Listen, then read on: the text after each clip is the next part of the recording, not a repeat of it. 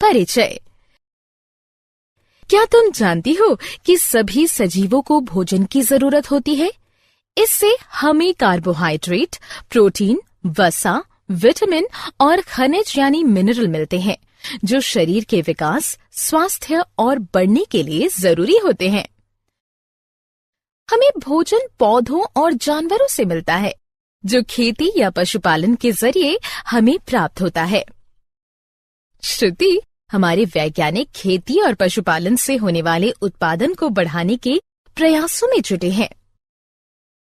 हाँ, ऐसा इसलिए है कि हमारे देश की जनसंख्या काफी अधिक है और यहाँ 1 अरब से अधिक लोग रहते हैं, जिनकी संख्या बढ़ती ही जा रही है।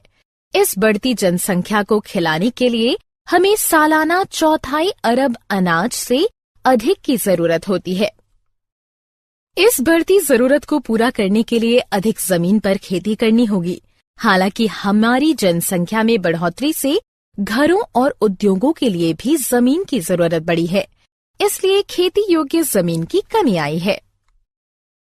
नतीजे के तौर पर हमारे पास खेती योग्य जमीन को बढ़ाने का जरिया नहीं है, इसलिए आवश्यक ये है कि हम फसलों और पशुओं की उत्पादकता को प्रभावी बनाएं। इस मांग को पूरा करने के लिए 2 बड़ी क्रांतियां हमारे यहाँ हुई हैं।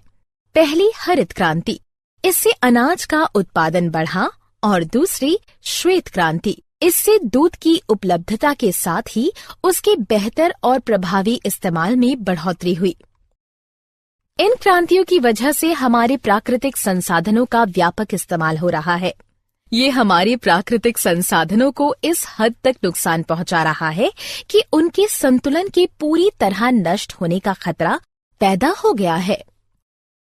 इसलिए ये आवश्यक है कि हम अपने पर्यावरण को नुकसान पहुंचाए बगैर और इसके संतुलन को बरकरार रखते हुए अपना खाद्य उत्पादन बढ़ाएं। उद्देश्य।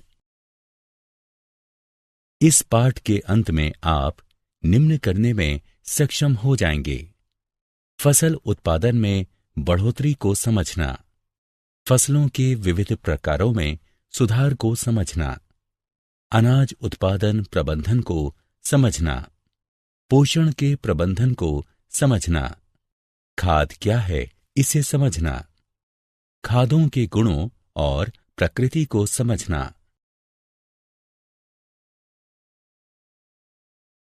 सिंचाई की प्रक्रिया को समझना, उपज के प्रारूप को समझना, फसल